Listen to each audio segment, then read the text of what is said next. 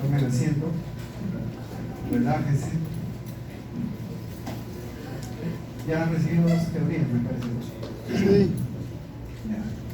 La teoría que le voy a explicar ahora es, quizás no tiene mucha relación con el anterior, salvo con la obesidad.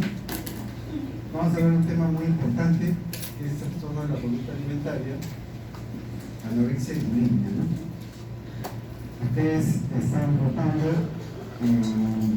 todo lo que es pediatría 1 y 2, ¿no?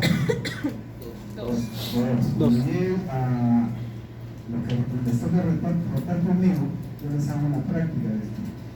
Si ustedes pongan atención. Bueno, vamos a hablar sobre lo que es la cuestión de conducta alimentaria, anorexia y bulimia. ¿Quién es este patán? ¿Se acuerdan? Enrique VIII. ¿Quién fue Enrique VIII? Gordito. Ya. Entonces, fíjense que el comer data de una prácticamente la historia de la humanidad y en general la historia de la humanidad, las culturas han mostrado una conducta alimentaria desordenada, ¿no? Inclusive hasta el día de hoy. Y producto de eso lo que vemos en la actualidad mucha obesidad. Estamos viendo mucha obesidad, pero también estamos viendo que ha incrementado los trastornos de la conducta alimentaria, ¿no? Antiguamente el sobrepeso y la obesidad significaban signos de poder y salud inclusive. Y eso no está muy lejos. Ustedes ven, las señoras de sus abuelitos le han dicho que el niño gordito es un niño feliz y sano, ¿no? Todavía arrastramos eso. Pero eso viene ancestralmente. En la época medieval, la gente que era gordita, que era obesa, mejor dicho, tenía riqueza y poder y se le consideraba una persona sana. Por otro lado, la restricción alimentaria era todo lo contrario, ¿no? En personas que tenían situación económica precaria, que se restringiera la alimentación, le daba un carácter religioso y penitencial, ¿no? Era más espiritual, más elevado, o sea, la gente que por situaciones X no podía comer. Y los banquetes tuvieron un marcado carácter social y sagrado, ¿no? La gente de esa época, que tenía el poder, la mayoría eran obesos. Aunque ahora también va, aunque la cosa también va por ahí, ¿no? Y para poder seguir comiendo, ellos se provocaban el vómito para seguir comiendo, ¿no? Porque ustedes cuando se van a una cena, a una reunión, así le sirven la mejor presa, le sirven una parte del pavo, del pollo, de lo que sea, ¿no? En cambio, en esas épocas no existía eso. Una persona se comía un pollo entero, un pavo entero. Entonces, ¿quiénes podían hacer eso?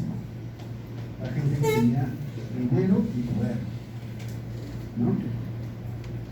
Entonces, los más famosos, ya la historia habla de la más famosa anoréxica, que es Catalina de Siena. A los 7 años refería la primera visión a Jesús, empezando a rechazar las comidas y se imponía autopenitencia, ¿no? ¿Quién conoce Arequipa? Todos. ¿Conoces el convento de Santa Catalina? Es en relación a la Catalina de Siena, ¿no? Luego ya ella fue canonizada, etc., ¿no?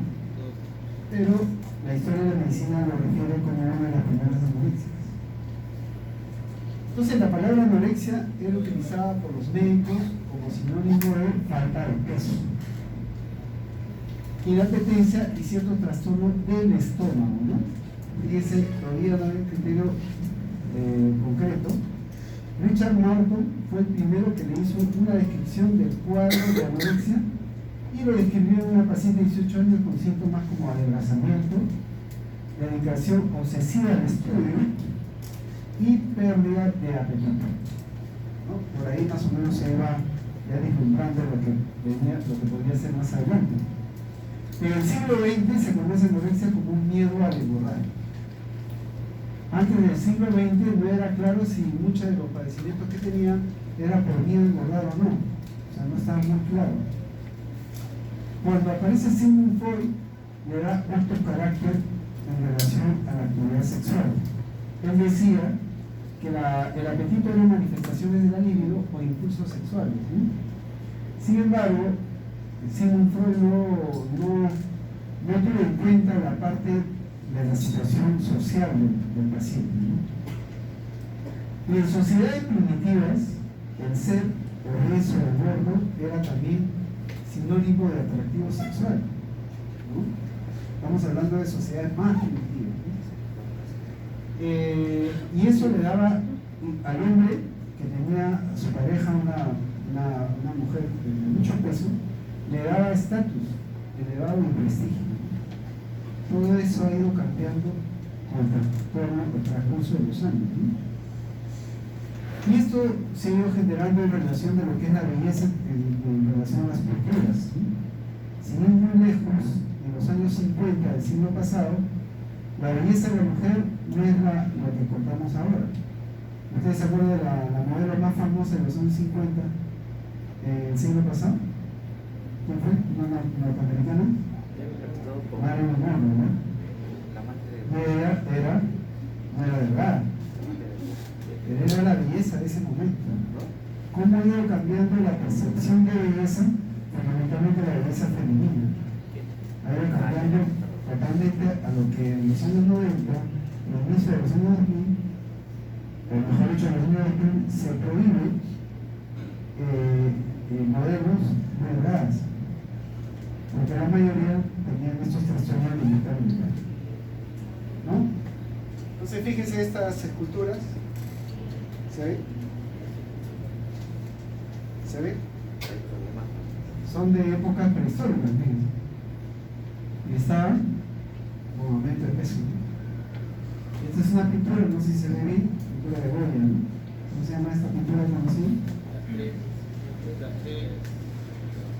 ¿La traje? Claro, mejor no me escucho. ¿Qué se acuerda? Es una pintura de Goya famosísima, ¿no? Entonces, lo que ustedes ven es que Goya pintaba y lo exhibía como simple belleza. Y en esa época también el ser corpulento no era mal visto, a pesar de que no tenía conciencia de que el tener mucho peso generaba problemas de salud. Entonces, hagamos una revisión histórica de lo que es la anorexia. Ya después del siglo XIX, ya se ve la anorexia como una entidad clínica, ¿no? Fíjense la evolución en los años, como en los años, en la década del siglo XIX, se llamaba asepsia sistémica, y la SEI es el que le pone el nombre de anorexia histérica. Y así una serie de evolución, hablaríamos ahora de Freud. Pero en 1914 es que recién se le da un carácter que tenía que ver con una patogenia endocrinológica, llamándose caquexia hipoficial. En 1960 se dice que tenía muchos abordajes. En 1965, esto está mal. ¿Se escuchan? ¿Escuchan lo de fondo? Se escucha.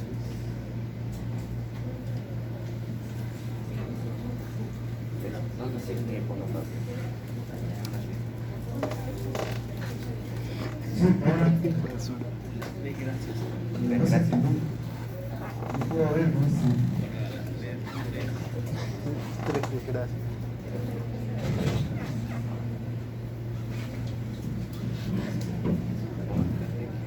Ahora. Sí. Bueno, entonces,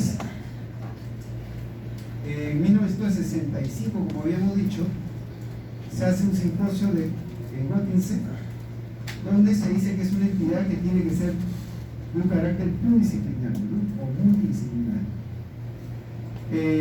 Recién en 1973, Bruch dice que es una alteración de la imagen corporal, una imagen interoceptiva. O sea, recién se dan, en los años 70, se dan cuenta que esto es un trastorno de la percepción del ser humano, ¿no? Y los criterios diagnósticos se acuñan en la DSM-3, ¿no? Ahí estamos en la DSM-5. Este es uno de los primeros casos publicados de anorexia en una revista de Centroamérica. Miren, esta niña de 14 años, publicada en 1958. O sea, es una niña que presenta una enfermedad en 1958 que pesaba 42 kilos y en enero de 1960 llega a 22 kilos. Fue publicada en una revista neuropsiquiátrica en 1962 por el doctor Escobar. Es una revista de Centroamérica. Esta niña fue recuperándose progresivamente y el tratamiento consistió en psicoterapia, administración de abundantes carbohidratos, proteínas, lípidos y vitaminas. Paralelo al aumento de peso fueron desapareciendo los síntomas y hasta la actualidad, que refiere en ese artículo de 1961, no se ha observado una recaída. Este es uno de los casos en Latinoamérica, uno de los primeros casos presentados en la década de los 60. El aspecto neurobiológico tiene muchos aspectos. Sabemos que es un trastorno que tiene que ver mucho con el trastorno de la ansiedad o depresión, que es un desequilibrio de neurotransmisores que ustedes saben, ¿no? Generalmente relacionado a la serotonina, ¿no? Pero ¿cuáles son los factores de riesgo en relación a los trastornos de conducta alimentaria? Por ejemplo, ¿qué factores predisponen? Puede haber una predisposición genética, se puede ver en familias. Actitud y cultura familiar es importante, ¿no? Generalmente en nuestras culturas tenemos muchas zonas de Perú donde se come mucho. ¿Quiénes son del norte acá? Los que son del norte comen mucho. Si cuando uno va a una invitación, se ofende si ustedes no comen lo que ellos comen. Ellos comen cerdos. Ustedes comen un cerrito y ellos comen un cerrote. Entonces hay que adecuarse a esa cultura. Entonces salir de esa cultura alimentaria también puede generar un problema. La depresión, los rasgos de personalidad. Nosotros podemos ver en niños que no tienen una personalidad adecuada, son niños muy sosegados, reprimidos, etcétera, que pueden condicionar esa personalidad como un factor de enfermedades o problemas físicos que pueda tener un paciente o dietas restrictivas que pueden empezar a tener.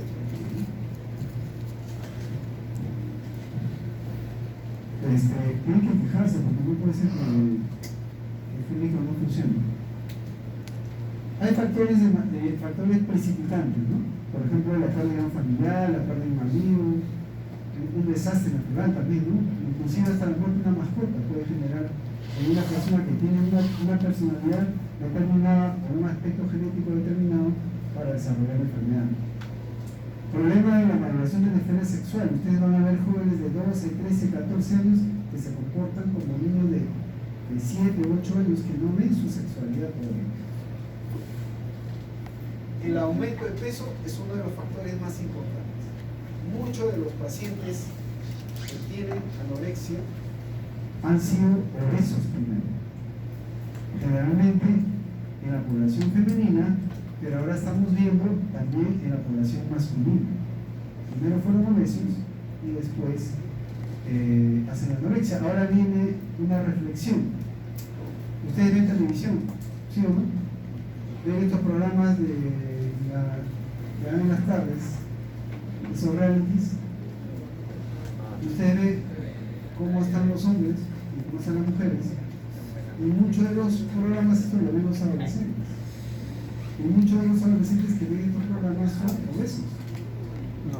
Entonces, para querer imitar a sus ídolos, ¿qué hacen? Dejan de comer. Y se obsesionan para, entre comillas, tener una mejor figura, porque supuestamente estos son personajes de éxito. Y entonces, esta gente, estos niños, por una suerte de imitación, pueden pasar a un trastorno de conducta alimentaria. Y lo vemos casi constantemente. Actividad física de gran exigencia, ¿no? Y eso es como una escalera, va trayendo una consecuencia trae a otra. El querer bajar de peso y querer tener musculatura dejan de comer y empiezan a hacer ejercicio excesivo. se obsesiona. Entonces, ahora nosotros vemos que la anorexia generalmente se ve en niñas y adolescentes, pero estamos viendo ahora mucha población masculina. Generalmente se presenta en la pubertad, pero estamos viendo ya la presentación en niños. Presentación de sexo femenino, que tenga menarquia con un IMC bajo, familia disfuncional y patrones culturales. Ese es uno de los factores importantes.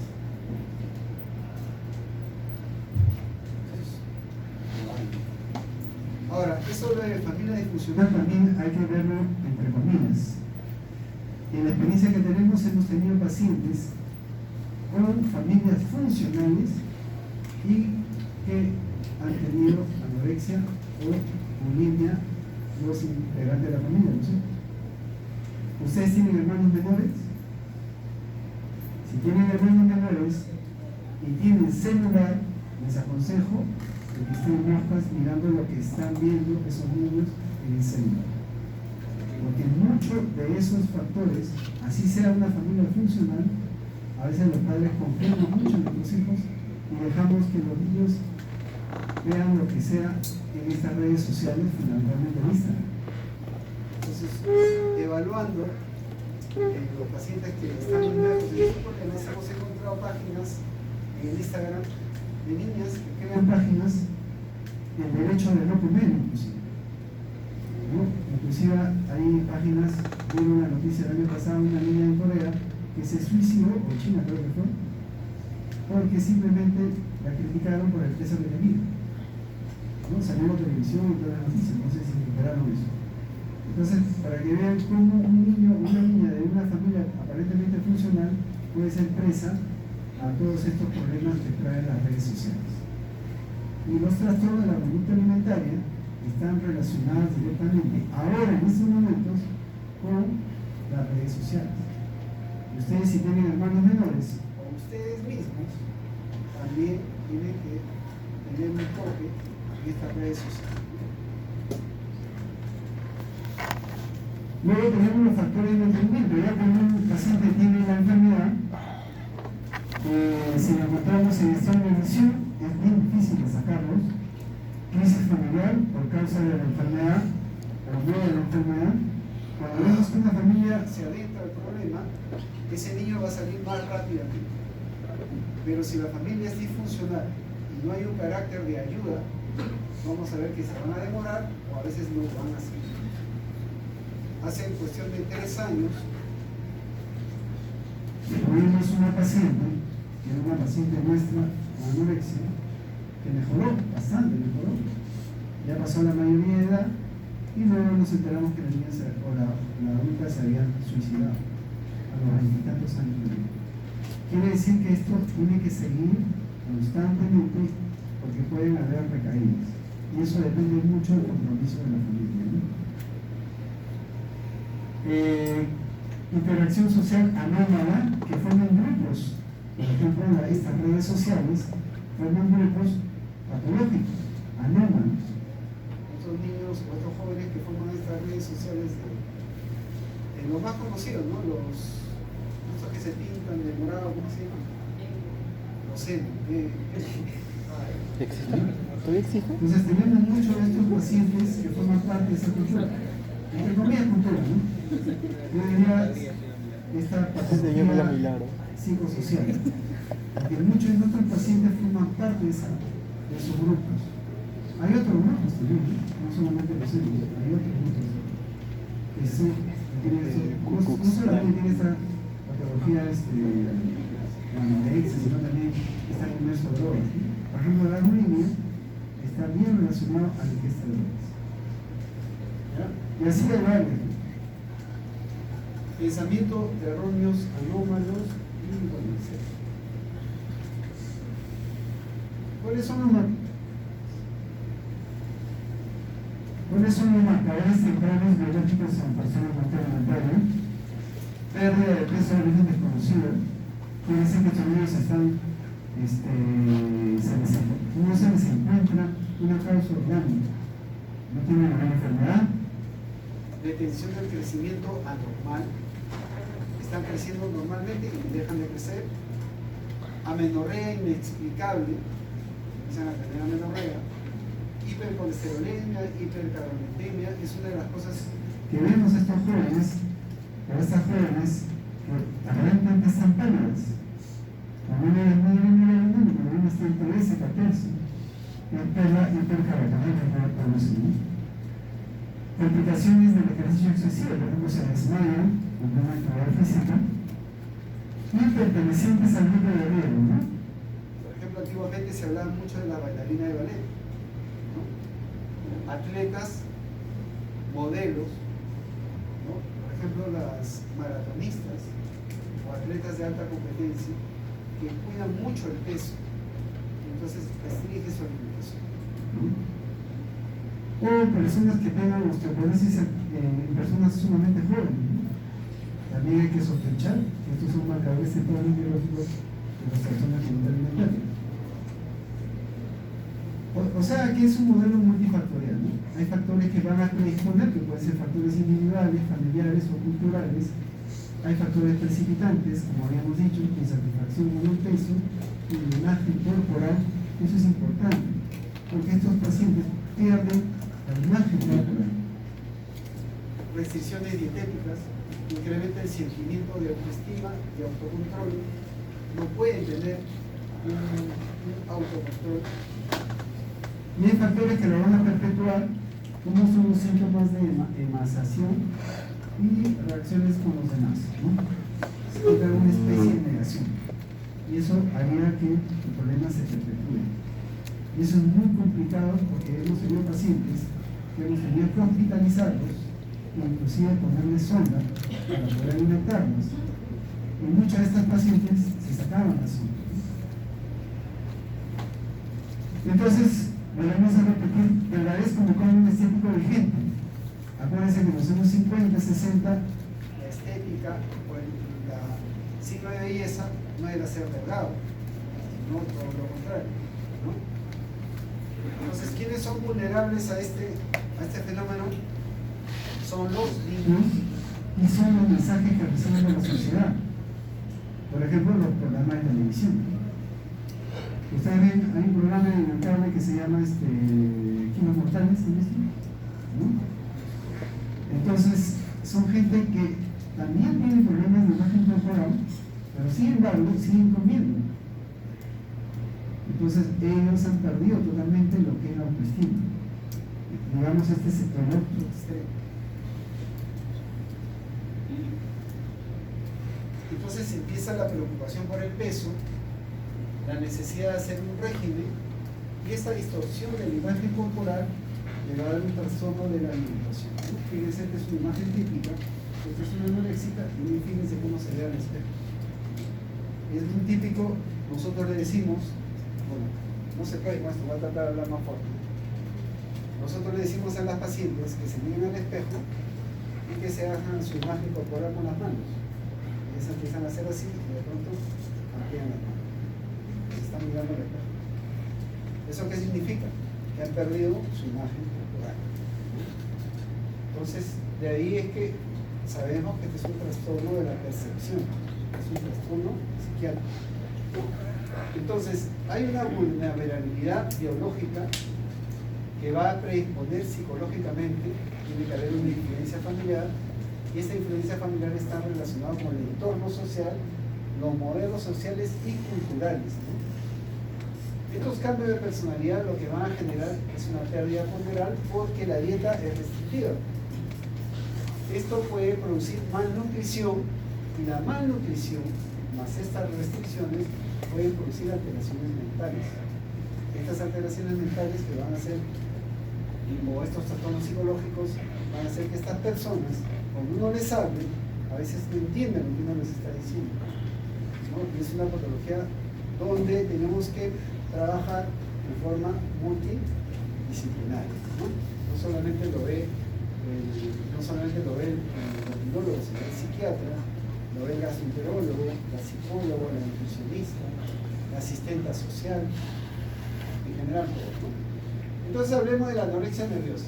Actualmente se intenta hallar una base genética modificada por factores ambientales, ¿no? Es un síndrome psiquiátrico multifactorial que se manifiesta por la pérdida de peso voluntaria, que condiciona una serie de alteraciones corporales, ¿no?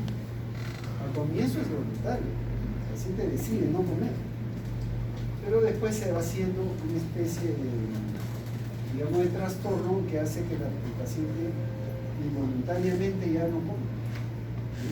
Algo que se convirtió en voluntario, ¿no? La causa inmediata es el intenso miedo a ganar peso a pesar de encontrarse en un peso normal. Eso es una de las cosas de los primeros síntomas. La niña o el niño está con un peso normal, pero ellos tienen miedo de engordar, ¿no? Y si la incidencia es superior en mujeres, especialmente en la edad pre o puberal, ¿no? Características típicas de la personalidad de individuos incluyen perfeccionistas, son muy perfeccionistas. Muchas de las pacientes que tengo son primeros puestos, ¿no? Generalmente las mujeres. El varón no. Las mujeres son bien perfeccionistas, quieren todo a lo máximo. No entienden, ellos no tienen lo que es, o es blanco o es negro, no tienen intermedio. O tú eres malo o tú eres bueno. Tú no eres buena gente. O tú eres excelente o eres lo peor. Ellos viven de esa manera. Entonces manejar ese aspecto es bien complicado, pero se mejora. Con el tratamiento multidisciplinario empiezan a mejorar eso, ¿no? Por ahí alguien escuché que dijeron, están hablando de mi enamorada, creo. Las mujeres también se entienden por ahí, no tanto, pero a veces uno no las entiende, ¿no?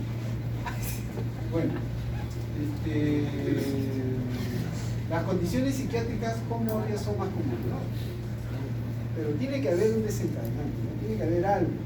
O sea, una niña no va a ser anoréxica de nada. Está haciendo una vida feliz, de pronto empieza a tener todo este problema. Siempre hay un desencadenante. Y ese desencadenante generalmente es la depresión. Ahora muchos de los papás, pero si nosotros le damos todo, tenemos todas las comunidades, están en buen colegio, tenemos una buena relación familiar, ¿por qué se ha puesto triste? O mi hijo. Mucho tiene que ver la personalidad del niño o la niña desde que fueron niños. Cómo lo formamos desde niños, cómo afianzamos la personalidad del niño desde que son pequeños para poder resolver situaciones adversas. Por ejemplo, tenemos muchas mamás que hasta los 5 años no le dejan mover ni un dedo. Todo le hacen. Cuando son varoncitos, como la mamá. O el papá cuando son mujeres. No tiene ni su cama. No, la que tenga la cama la empleada o la mamá. Mi hija no tiene por qué tener la cama. Entonces, hay ciertas cosas en las cuales los jóvenes van experimentando conforme van avanzando en la escolaridad, cuando entran a la secundaria, tienen que ser más independientes y se dan cuenta que no lo son. Y cuando empieza la competitividad de otros jóvenes empiezan a ganar más terreno y empiezan a tener conflictos. ¿Por qué yo no lo hago? ¿Por qué no puedo hacerlo? ¿Por qué no puedo ganar? ¿Por qué no puedo hacer esto? Y empiezan a verse, de repente yo soy así, soy asá, de repente tengo por tener más peso es que no me entro al grupo y empiezan los problemas. Entonces, para que vean la importancia de la formación de un ser humano, se forman los 5 primeros años. La personalidad definida de un ser humano, ¿a qué edad creen que ya está definida una personalidad?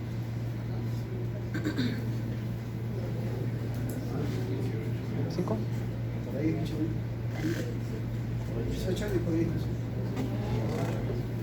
El hombre dice que son los menos. ¿Quién da más, quién da menos? El hombre no está maduro. 27. La mujer está ¿Soy Mauro? Es 21 años. A los 21 años, generalmente ya tenemos todo lo que aprendimos o no aprendimos, todos nuestros hábitos, o los buenos o los malos hábitos, que no lo hayamos corregido hasta los 21 años, es difícil, ya ahí nos quedamos por eso. O el micro no funciona, ¿no? Es un micro de la alianza.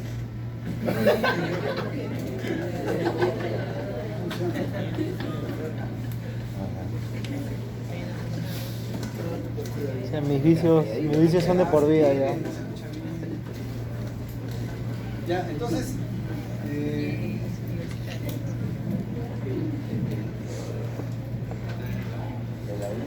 Entonces uno de ellas es la depresión, ¿no? O las mismas trastornos de ansiedad. Un trastorno de ansiedad que es muy típico en el ser humano son las crisis de pánico. Todos en algún momento de nuestras vidas hemos hecho crisis de pánico, es más, a veces las seguimos haciendo. Pero nuestro cerebro, hasta los 21 años, tiene mecanismos de defensa que los tenemos que haber aprendido. ¿Y quién nos enseña esos mecanismos de defensa? Tu familia, tu entorno, tus padres. Si nosotros no hemos tenido esos mecanismos, estos crisis de pánico se pueden perpetuar. Y hay gente que se acostumbra a vivir con su crisis de pánico. Sabe que no le va a pasar nada, simplemente hay técnicas que hacen que lo sobreviva. ¿Cuándo empezamos a tener crisis de pánico, por ejemplo, ustedes? Cuando van a dar examen. Cuando se les empieza a ver la barriga, quieren ir al baño. Esos son síntomas adrenérgicos. Precisamente la crisis de pánico responde a una respuesta, a una mala respuesta a nuestra adrenergia que hacemos por cualquier estrés. Ahora sí. Ahora sí,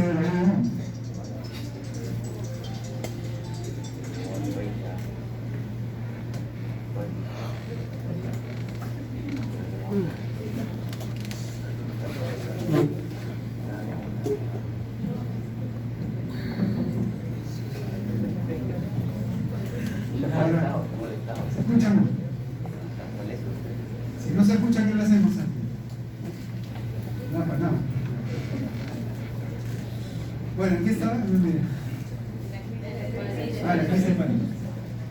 Entonces, muchos de estos niños o niñas, cuando empiezan a tener su crisis de ansiedad por algún problema, empiezan a hacer crisis de pánico. Entonces, hay que enseñarles cómo salir de la crisis de pánico. Porque muchos de nuestros pacientes con anorexia empezaron así, con crisis de pánico. Crisis de ansiedad, le dicen a algunos, ¿no?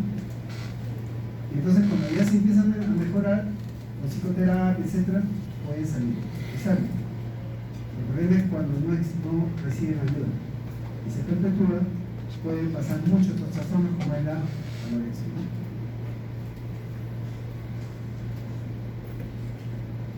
Entonces, dentro de la etiopatogenia está trastornos genéticos, psicológicos, sociales, culturales, nutricionales, neuroquímicos y hormonales. Fíjense que no es solo un factor netamente orgánico, sino intervienen muchos factores.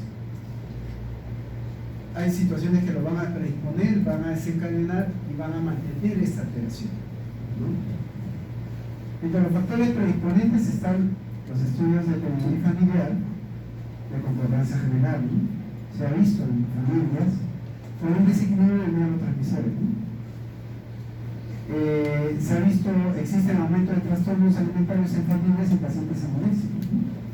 Entre los factores ambientales están los patrones dietéticos, ¿no? Imagínense una familia que está acostumbrada a comer moderadamente, van a una situación, cambian de cultura, empiezan a comer mucho más y mucho menos. Eso puede generar un trastorno, la conducta mental. La influencia de los medios de comunicación, la influencia de la industria alimentaria, como ustedes saben, lo que vemos en la televisión, no es nada sano, ¿no? ¿Qué programa o qué comercial ustedes creen que fomente la salud? Bueno, puede ser todo alimentario, ¿no? Es más, ahorita esos de Kentucky, como nos hacen ver que inicialmente ricos salud, o los gaseosos, ¿no? Y los mismos licores, aunque algunos se sientan muy perjudicados, pero también tienen una connotación, ¿no? Entonces, ¿cuáles son los diagnósticos? Actualmente los criterios que se deciden son los de la Academia Americana de Psiquiatría, la DSM-4, que se hizo en 1994, y la elaborada por la OMS en 1992, que se llama el CIE-10. Entonces, dada la importancia del diagnóstico precoz, el diagnóstico de sospecha debe abordar todos aquellos pacientes prepuberos o adolescentes, especialmente el sexo femenino, que presentan alguna de las siguientes características, ¿no? ocurre la vez indicada que paterna fija. La anorexia se caracteriza por el rechazo en mantener el peso corporal ideal por encima del valor mínimo normal. Con su elevada carga y batalla, ¿no? Pierde el peso por debajo del 85% recuperado. Bien intenso a ganar peso. Que panarlo, ¿no? Bien intenso a ganar peso o convertirse en un obeso. Alteraciones de la percepción del peso o silueta corporal que hemos venido hablando. En las mujeres postpuberales, presencia de amenorrea. Ausencia al menos de 3 ciclos menstruales consecutivos o presencia de la menstruación clínicamente con tratamiento médico. Eso va a ir a la web, o sea que lo van a tener la exposición. Nosotros tenemos dos tipos de anorexia, el tipo restrictivo, el tipo compulsivo purgativo, que nos puede hacer confundir con la bulimia. El tipo restrictivo es, estos pacientes tienen mucho tiempo sin comer, se restringe totalmente. En cambio, el compulsivo purgativo, durante el episodio de la anorexia, el individuo recorre regularmente a lo que ha comido, a tratar de expulsarlo a través de primero atracones, luego provocarse. Y eso es semejante a la bulimia. Por eso dice que detrás de un bulímico debe haber habido un anorexia. Estos son los criterios del CIE-10, que prácticamente es lo mismo.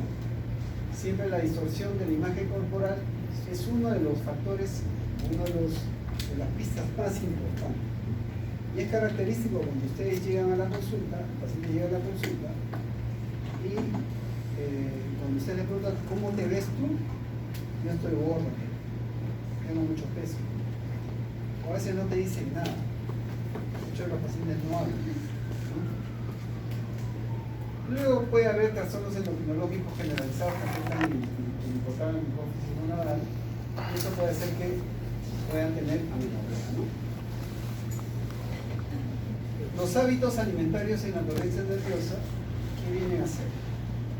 Los hábitos alimentarios anómalos que se desarrollan durante el suceso de la anorexia. O sea, ¿qué características nos van a dar estos pacientes cuando ya tienen la enfermedad?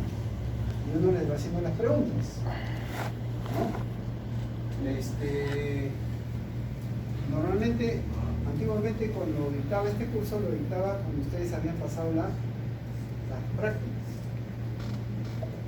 Entonces, ahora cuando hagan sus prácticas conmigo, lo que le toca, yo les dejo muchos ejercicios de casos clínicos, y siempre les dejo uno de estos, ¿no? Así que recuérdense de este dato, ¿no?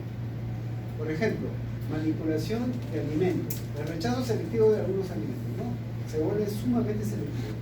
¿Qué come, qué no come? Separan la comida, manipulan los alimentos, y una de las preguntas importantísimas es, a veces no le preguntamos, la mamá te dice que encontró comida escondida, ya sea en la parte del cuarto, debajo de la cama, en la mochila, encuentran a veces el almuerzo enterito debajo de la cama, ¿no? Es una de las cosas importantes, ¿no? Otra cosa es que empiezan a desmenuzar la comida, a separar hasta de un pelito, ahí hay algo que está mal, lo separan, ¿no?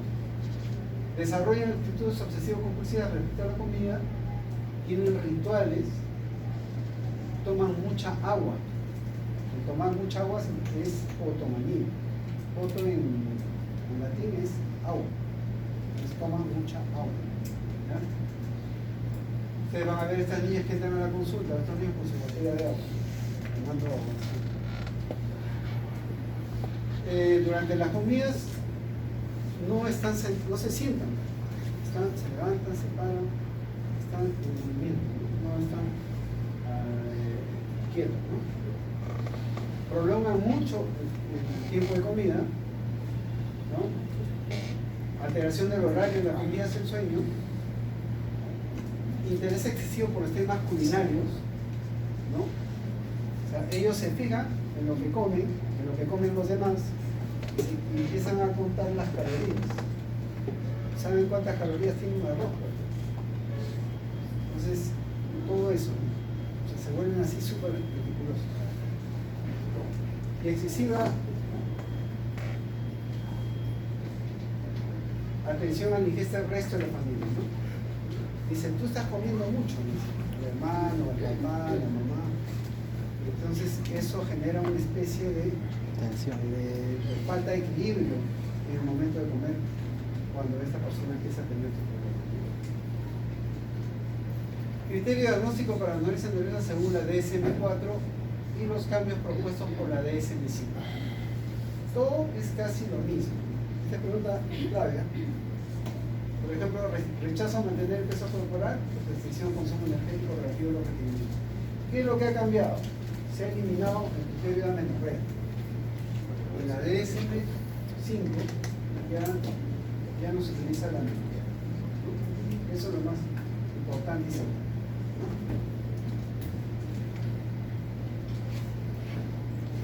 El cuadro clínico de la anorexia. ¿Cuáles son los síntomas físicos? Sensibilidad al incremento del frío, son muy friolentos.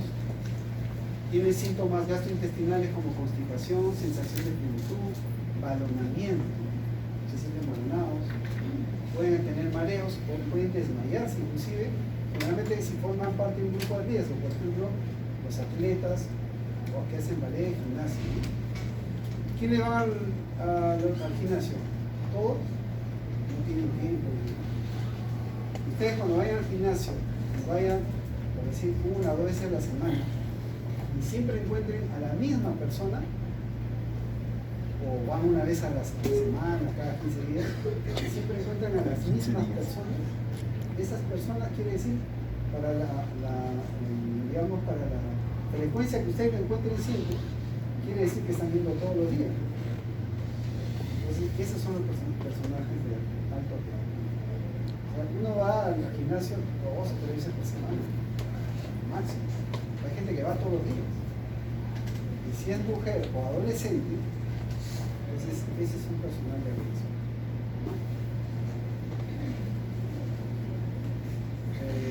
Amenorrea y bajo apetito sexual, infertilidad, bueno, esa es persona más de edad, sueño interrumpido y escaso, ¿no? No duerme.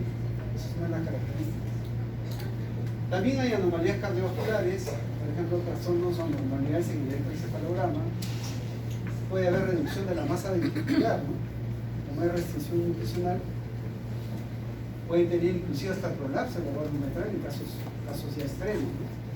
Anomalías gastrointestinales como retraso del vaciado gástrico, esofagitis, gastritis. Dilatación gástrica aguda es raro. ¿Dónde sería más común? En la bulimia, ¿no? Eso es lo que la caracteriza. Inclusive ha habido casos de rotura del esófago o del estómago. Es excesiva. Alteraciones hematológicas, tenemos anemia, leucopenia, trombocitopenia, anomalías metabólicas, hipercolesterolemia es una de las cosas más comunes que vemos. Caroteno elevado, hipofosfatemia, deshidratación, disturbios electrolíticos pueden haber en casos extremos. ¿Y cuáles son las anomalías endocrínicas más importantes? La amenorrea. Es una de ellas, aunque la DSM-5 ya no lo considera.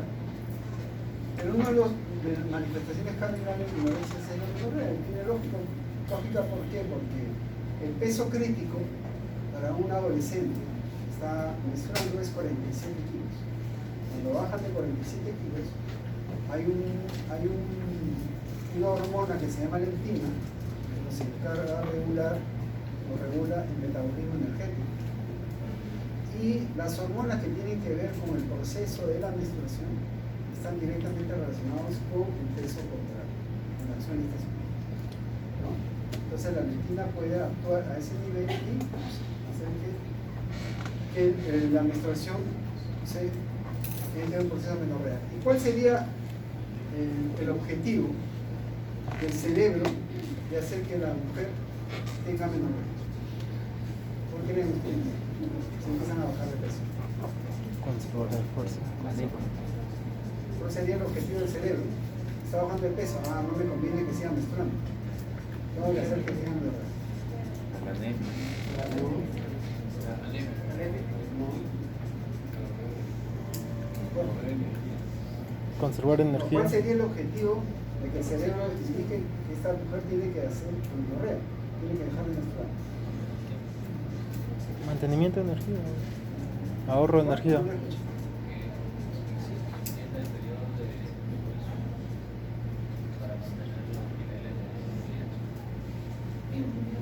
Pero ¿cuál sería el objetivo fundamental? La hemoglobina, ¿verdad? ¿No?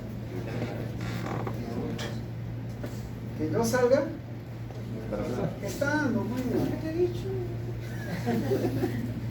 Porque si sale gestando, tiene más riesgo de muerte. Claro. Y eso se llama perpetuación de la especie. Es un mecanismo de defensa. ¿No? Ustedes han visto las maratonistas, son delgaditas. Hacen periodo de mujer. No es que estén anoréxicas, simplemente por el excesivo ejercicio bajan de peso crítico. Es una extracción sexual. Es para, como un beneficio para que no estén en el ritmo del cuerpo, si salen gestando. Se dice que a partir de 40 kilos El peso crítico. ese peso crítico a nivel general,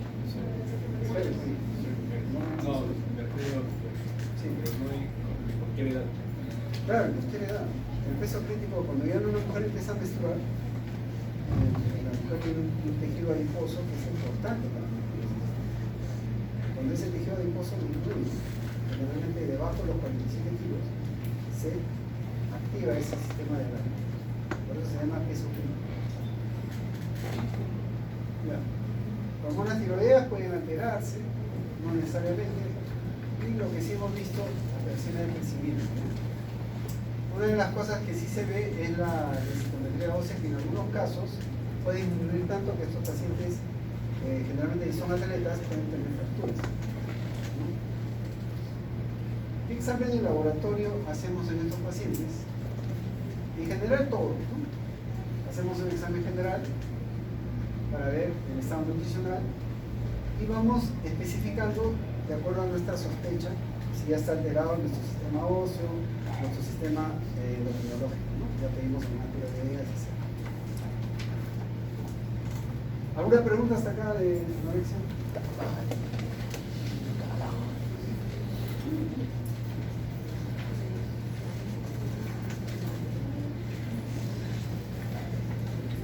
¿Hay preguntas? Bueno, ahora hablemos de la bulimia. Fíjense esta imagen.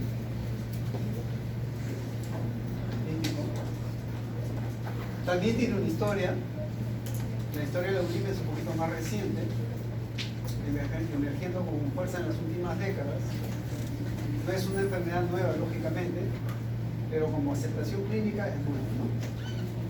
La bulimia se caracteriza por un comportamiento digestivo incontrolado, dietas restrictivas, rechazo a ganar peso y conductas de fuga para controlar dicho peso.